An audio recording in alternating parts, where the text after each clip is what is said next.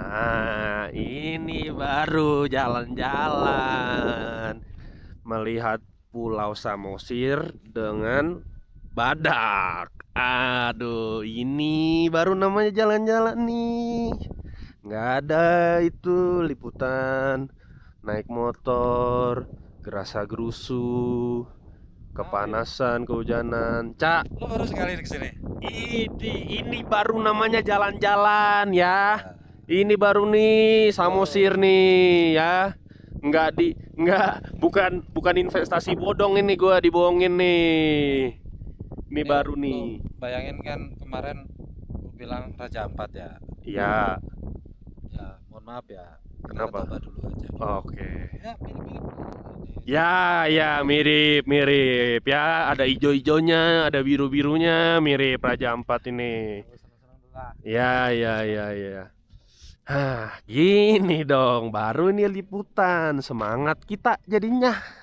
Ya, nggak ada lagi tuh drama-drama angkat motor ke perahu. Habis itu nyebur-nyebur, lewatin air ya. Nggak ada lagi tuh kayak gitu-gitu. Ini Danau Toba doang, Cak. Kan destinasinya banyak, Cak.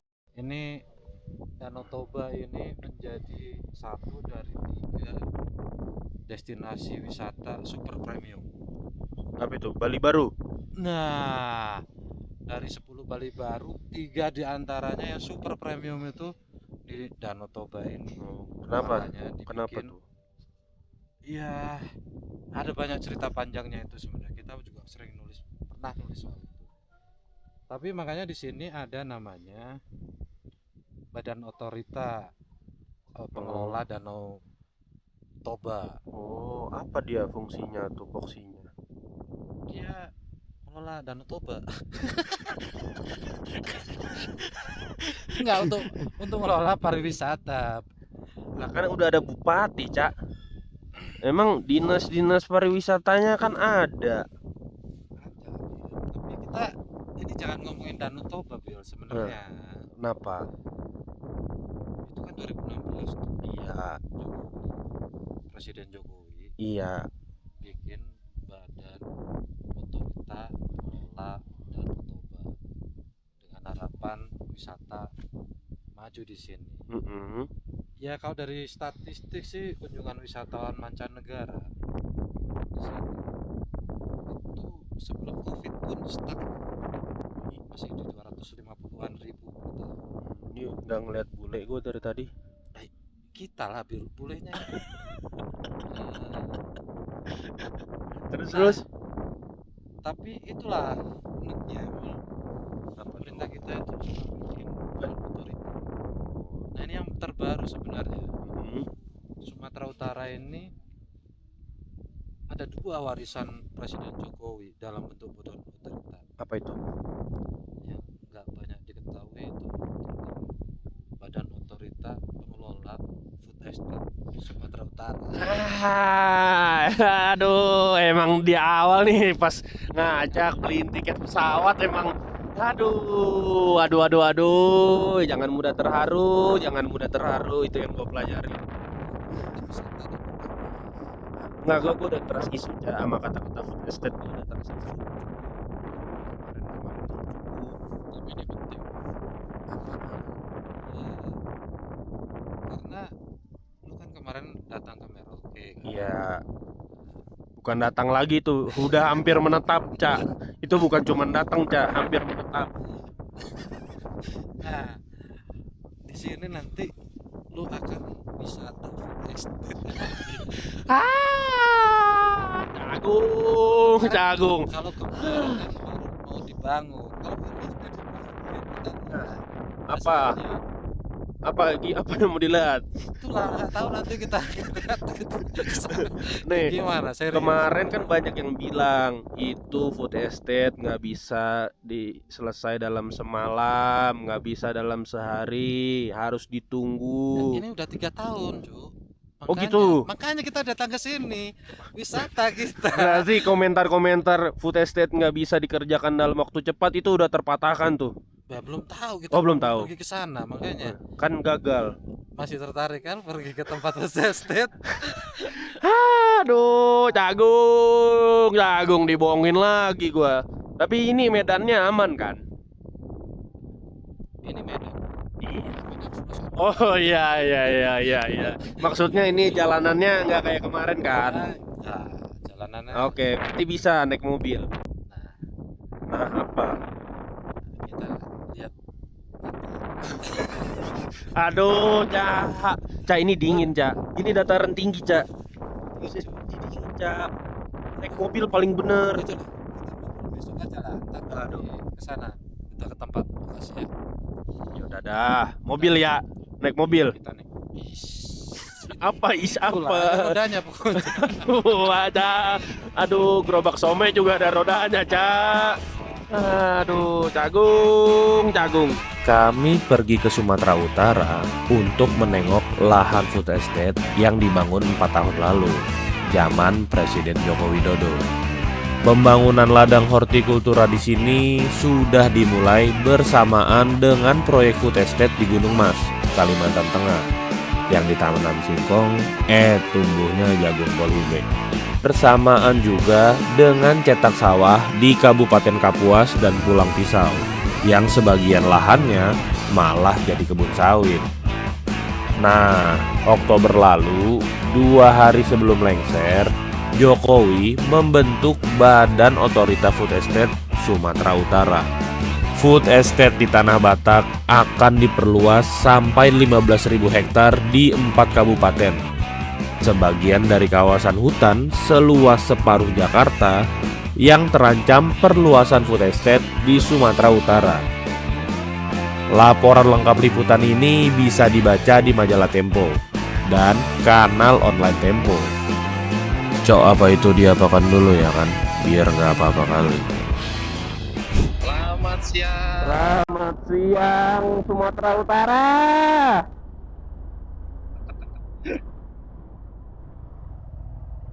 Ya ini kan kita ini Bil. Kita lagi di Tapanuli Utara. Oh, Hujan mulai gerimis Bil, nikmatin Bil. oh Lu kan iya. kemarin Ya, itu iya, iya. di Merauke kan kering kerontang Bil. Aduh. Hah. Mana, Cak? Katanya roda 4, Cak.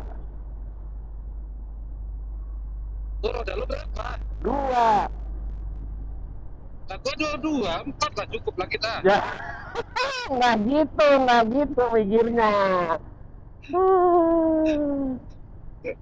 Aduh. Jadi kita di ini Bil, Di mana ini? Si borong-borong. di Widih. Borong-Borong. Aku datang ke si borong-borong, tang hujan yang amat lebatlah. Nah, tapi serius, Cak, itu badan otorita fungsinya apa kemarin? Masa cuma mengurusi Danau Toba, Cak? Aduh, bukan. Kalau badan otorita Danau Toba itu Ya. dia mengelola kawasan strategis pariwisata nasional. Oh. Nah, dia di bawahnya Kementerian Pariwisata tuh. Ya, Bahasanya ya. ya banyak lah. Ada beberapa daerah apa tuh namanya zona-zona wisata yang dikembangin di Danau Toba. Apa itu namanya? Itu Oh. wilayah otoritatif mereka lah untuk mengelola. Tapi nggak semua satu Danau Toba mereka kelola. Oke. Ada juga beberapa zona pariwisata di Danau Toba yang masih dikelola oleh pemerintah kabupaten, tapi fungsinya masuk ke koordinatif, jadi tetap berkoordinasi dengan badan otorita Danau Toba. Ini Nah, ada hubungannya sama food estate apa gimana nih? badan otoritanya sama nama badan otoritanya, tapi itu yang badan otorita Danau Toba itu udah dibentuk 2016 Bil. Oke. Kalau yang paling baru itu adalah badan otorita pengelola food estate Sumatera Utara. Badan otorita ini Perpres ya, peraturan presiden ya, Ya. ditandatangani Jokowi itu 2 hari sebelum Prabowo kan 20 Oktober ya, Iya. 20 Oktober 2024. Heeh. 18 Oktober 2024, 2 hari sebelum Jokowi lengser, dia itu menandatangani peraturan presiden nomor 131 Iya. 2024 tentang Badan Otorita Pengelola Kawasan Food Estate Sumatera Utara. Oh. Itu baru nama badan otoritanya sama, tapi badannya beda. Bedanya yang Badan Otorita Pengelola Kawasan Food Estate Sumatera Utara ini dia bertanggung jawab atau berkedudukan di bawah presiden. Ini yang Tadi yang Danau Toba. nah, itu di bawah Menteri Pariwisata. Berarti dua badan yang berbeda ini ya. Ini bahkan yang badan terakhir dibentuk ini masih misterius, Bli. Kenapa misterius saja? Dewan pengarahnya udah jelas beberapa menteri, Iya. tapi badan pelaksananya ini belum ada isinya nih sampai sekarang. Setidaknya sampai sekarang belum ada yang ditunjuk siapa sebagai pemimpin badan otorita pengelola kawasan food estate Sumatera Utara. Nah, tapi yang menarik adalah jauh sebelum badan otorita itu dibentuk, sebenarnya sudah ada beberapa proyek food estate di Sumatera Utara ini. Ya. Dan ada lahan di Sumatera Utara yang sudah dicadangkan untuk menjadi food estate. Serius, Pak? Gitu. Berapa kira-kira info yang lu dapat? Kalau rujukannya adalah peraturan Menteri Lingkungan Hidup dan Kehutanan, itu saat itu belum dipisahkan ya, kementerian itu. Iya. Nomor 448 tahun 2020. Itu ada sekitar 30.000 hektar kawasan hutan yang memang diperuntukkan untuk food estate. Sumatera Utara nih ya. Sumatera Utara doang. Oke. Sama sebenarnya seperti di Papua Selatan itu 2020 dulu Menteri Siti Nurbaya itu juga sudah mengeluarkan peraturan menteri untuk mencadangkan kawasan hutan menjadi food estate. Nah, makanya yang 2 juta lu datengin kemarin itu beberapa diantaranya adalah kawasan pencadangan. Oh, berarti ini landasan hukumnya keluarnya berdempetan nih, berdekatan nih. Ya, yang makanya justru food estate Merauke, food estate Kalimantan Tengah, dan food estate di Sumatera Utara itu sebenarnya satu rangkaian. Oh. Cuman itu panjang ceritanya, ini hujan mulai rintik-rintik nih, bro. Berarti kita mencari lapo terdekat ini. Ya, lapo ya. Iya, lapo di sini, Pak. Bilangnya lapo, Pak. Boleh. Lu nanti makan lapo boleh. Terus ini? Gua pesen Indomie. Ternyata emang panjang cerita hubungan food estate di Merauke, Papua Selatan, Kalimantan Tengah, dan Sumatera Utara. Gua ceritain singkatnya dulu ya. Alkisah awal 2020, ketika akun Fufu-Fafa belum dihapus, maksudnya pas anak Jokowi masih jualan martabak, pandemi COVID-19 datang. Di dalam negeri, Jokowi langsung bertitah agar program swasembada dipercepat dengan segera memulai proyek food estate. Dia menunjuk Prabowo Subianto, bekas lawannya di Pilpres yang jadi koalisi dan dapat kursi Menteri Pertahanan, untuk menjadi koordinator proyek food estate. Semula Kemenhan ingin food estate digarap di Merauke, tapi istana menolak. Merauke dianggap lokasi bekas proyek Nive zaman Presiden SBY. Maklum, Demokrat saat itu belum di barisan koalisi Jokowi. Singkatnya, setelah Merauke ditolak, Kalimantan Tengah dan Sumatera Utara ditunjuk jadi lokasi proyek food estate. 2 tahun berjalan, audit Badan Pemeriksa Keuangan menemukan banyak penyimpangan aturan dan potensi pemborosan duit negara di 2 proyek itu. Sampailah di tahun 2024. Giliran Merauke di Papua Selatan yang dibabat buat jadi food estate. Lahan food estate di Sumatera Utara juga akan diperluas dengan pembentukan badan otorita. Ternyata tetap panjang ya penjelasannya. Ya gitu deh. Horas. Wih, sebentar, ini apa nih ininya? Keren ya. Huria Kristen Indonesia. Oh, HKI, Uriakti. Nggak tahu, gue so tahu aja sih, Cak. Nah, Ya, gitu. terus ini temuan sementara ini apa, Cak? Problematikanya ini, Cak. Kita jauh-jauh ke sini, gue dibohongin lagi. Apa problematikanya nih, Cak? Ini sebenarnya Heeh. ini adalah liputan kedua kita di Sumatera Utara. Di Oke. food estate Sumatera Utara. Oh. Jadi 2022 dulu, Heeh. ketika 1 tahun setelah proyek food estate di Sumatera Utara ini dimulai oleh Jokowi, saat itu menterinya masih siapa, Bil? Yang kena korupsi kemarin sama ketua KPK. Kok jadi lupa gua. Menteri apa, Cak? Menteri Pertanian sebelum apa? Oh, itu. Yang main bulu tangkis. Yoi. Iya. Apa? Jadi lupa. Aduh, itu yang fotonya viral tuh. Ya, Ada orang Sulawesi Selatan. iya. Lah, iya mukanya ternyol lagi tuh dia. Benar, kumisnya itu loh, kumisnya itu yang Iya. Iya ada. banget kan. Iya ada itu dia, Pak. Nanti di editan dimunculin aja fotonya, Cak. Jadi lupa ya. Eh, Nah, ada satu proyek food estate yang diusulkan oleh pemerintah daerah saat itu, ya. yakni di Kabupaten Muara Sundutan.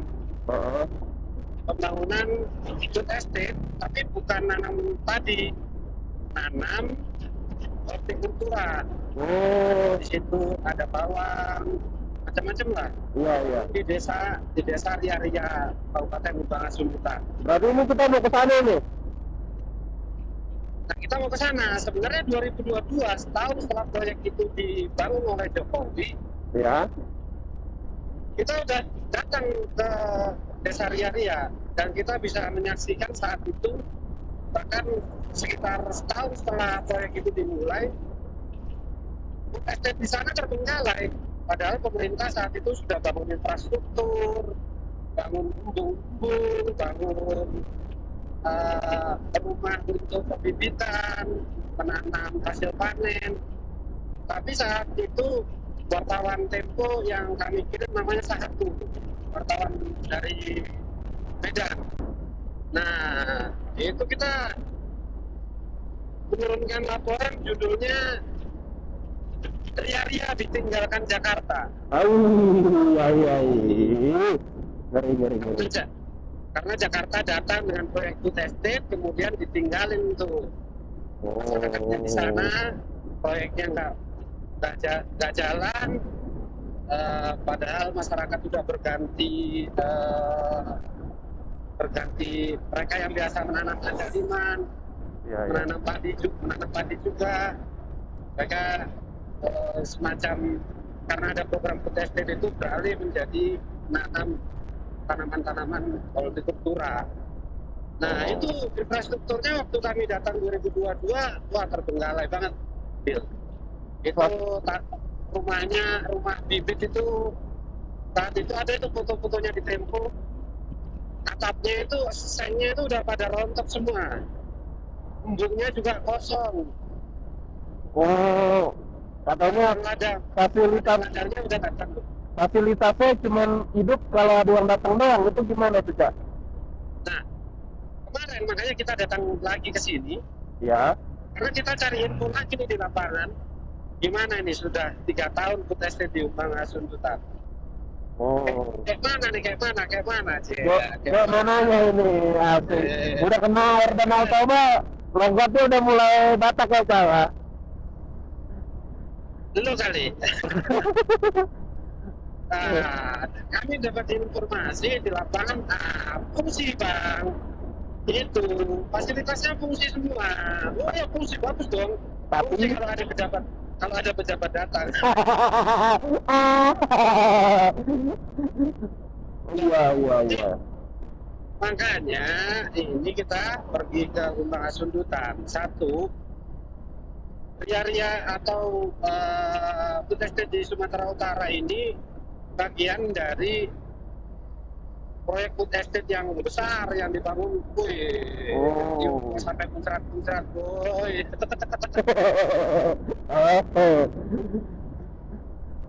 Nah, yang dibangun sama Jokowi saat itu. Yang kedua, Jokowi di akhir pemerintahannya bikin namanya Badan Otorita. Kita dapatin food estate, Pak. Masa Danau Toba kan udah buat. Wow. Dia di Sumatera Utara itu Jokowi mengawali masa pemerintahan periode pertamanya dengan bikin Badan Otorita Danau Toba. Di akhir pemerintahannya dia bikin Badan Otorita Food Estate Sumatera Utara. Kayak perhatian banget dia ya sama Sumatera Utara ya. Kayak sayang banget dia. Kayak sayang banget. Iya. Nah, masalahnya Bill, kita dapat informasi pembangunan Badan Otorita ini juga telah disiapkan tadi lahan-lahan yang akan dicadangkan menjadi kawasan food estate, termasuk diantaranya adalah kawasan hutan. Nah, makanya dari analisis sementara itu kawasan yang setidaknya disiapkan untuk menjadi food estate mungkin tidak akan segera menjadi food estate, tapi sewaktu-waktu bisa akan ditetapkan menjadi kawasan food estate. Itu luasnya bisa mencapai 30.000 hektar tuh. 30.000 hektar itu kalau dikira-kira separuhnya Jakarta lah. Waduh. Separuhnya Jakarta. Nah, itu yang terdampak dari analisa sementara siapa aja, Cak? Yang terdampak terutama adalah sebenarnya masyarakat adat. Kenapa? Dari analisis sementara, wilayah-wilayah dicadangkan itu beririsan dengan wilayah-wilayah adat masyarakat di 4 kabupaten tuh. Ada di Kabupaten Umbang Asundutan, Kabupaten Tapanuli Utara, Tapanuli Tengah, dan Pakpak Barat. Nah, sebenarnya kita tuh mengakui kok, benar, oke, krisis pangan harus ditangani, bahwa kita selama ini masih mengimpor komoditas pangan sehingga sedikit saja guncangan di perekonomian luar negeri gitu itu bisa mempengaruhi ekonomi di Indonesia. Makanya sebisa mungkin Indonesia harus tahan pangannya atau mempercepat swasembada beberapa komoditas pangan. Oke, dan Tempo tidak menolak bahwa tugas pemerintah adalah memastikan kecukupan pangan di Indonesia. Yang jadi problem adalah caranya. Ya lu lihat sekarang yang di Merauke kemarin. Iya. Kita ngomongin di Merauke lah, walaupun ini Umbang Asundutan ya. Betul. Tapi kita nanti bisa kita bahas panjang di Umbang Asundutan. Yang di Merauke kemarin itu perencanaannya juga belum jelas. Tapi pemerintah tiba-tiba udah bikin peta rencana pengembangan food estate dan perkebunan tebu seluas 2,29 juta hektar kan. Dan kita belum tahu lokasi pastinya di mana, tapi land clearingnya udah ada ya, areanya. Justru di situ problemnya.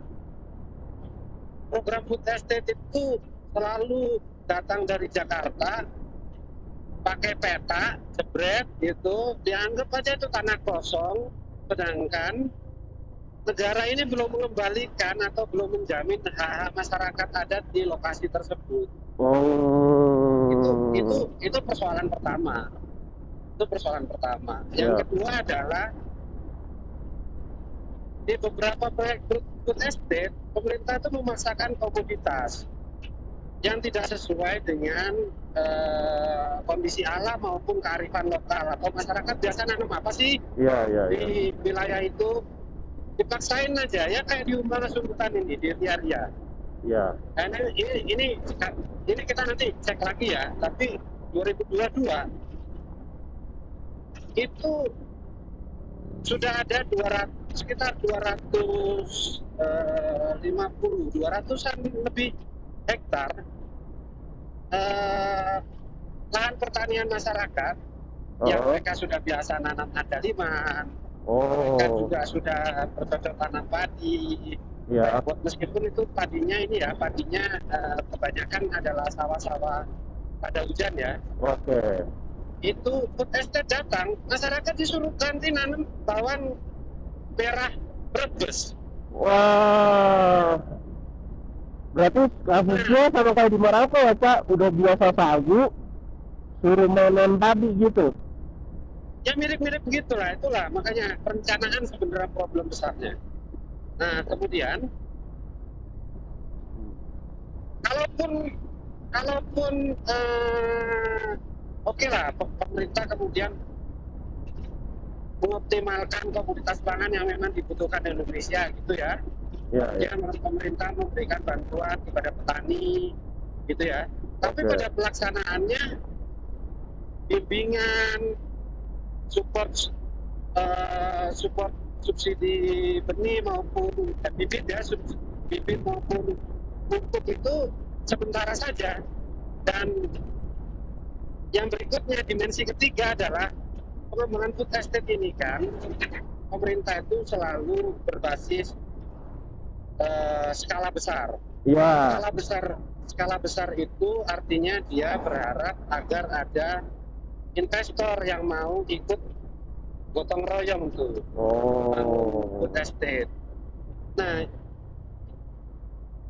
dari beberapa pengalaman di Ria-Ria saat itu, desa Ria-Ria Kabupaten Umbala Sumbutan, kedudukan investor dan pemilik lahan itu enggak imbang, Bill. Jadi ya kasusnya ujung-ujungnya kayak kemarin yang ini yang kita dapat datanya, itu ujung-ujungnya jadi ke berhutang nggak sih, Cak, atau gimana?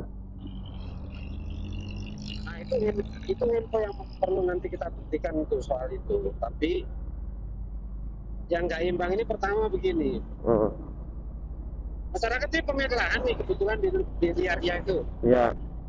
Mereka itu sebenarnya lahan mereka itu, terutama yang sudah dibuka untuk estate ya, itu adalah di non kawasan hutan. Oke, bentar, bisa nyalip dulu nih, Kak. Siap.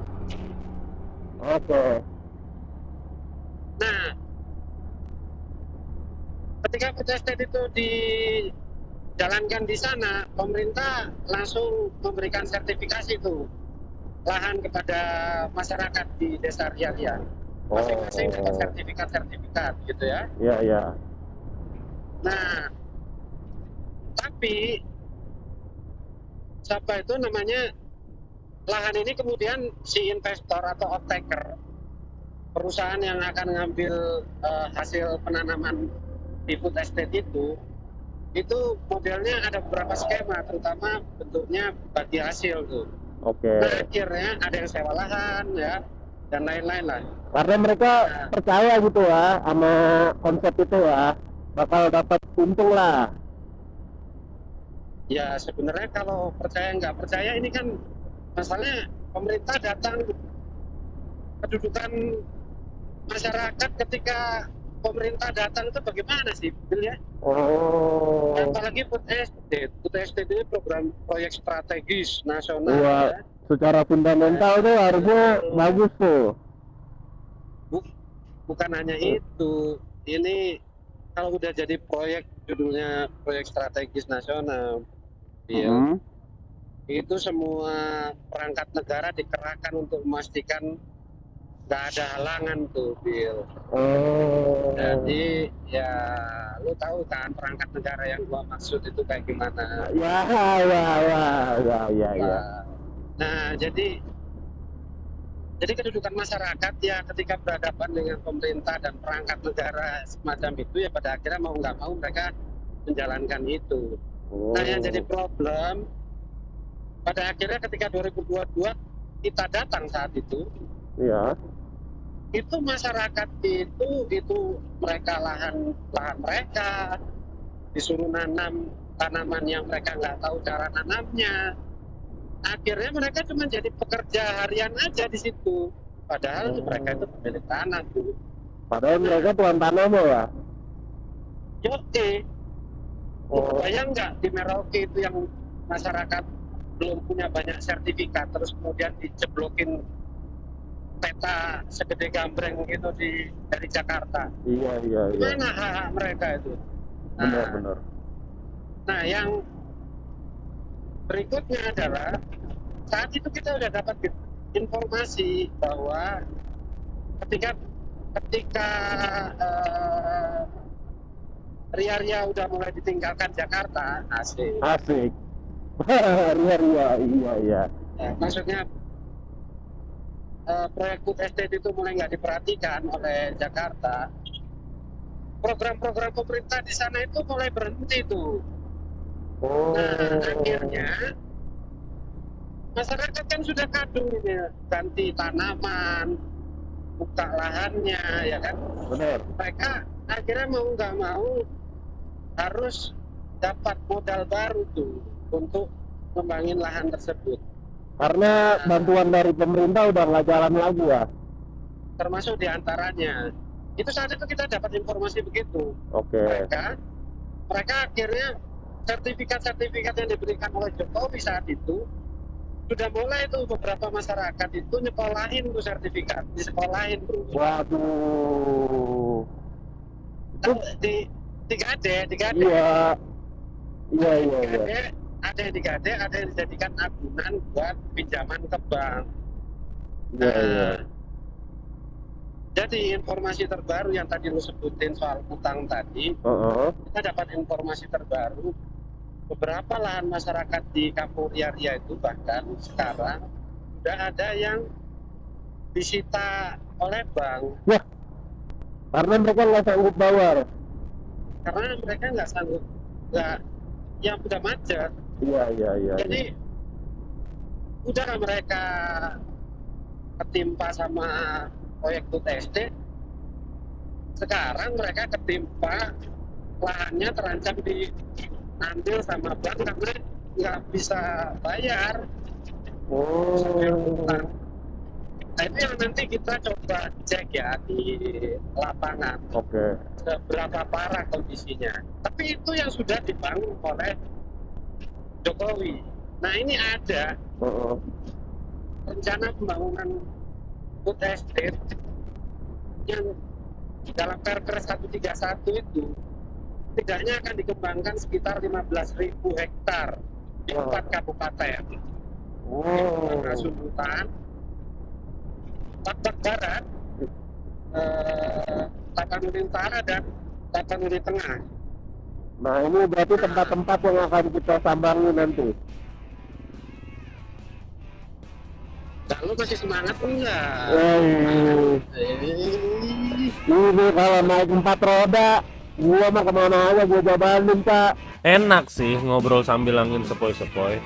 Cuma ngeditnya aja ini yang alamak jang. Oke, coba ditengok sedikit next episode DLK Food Estate Sumut ini ya lah itu.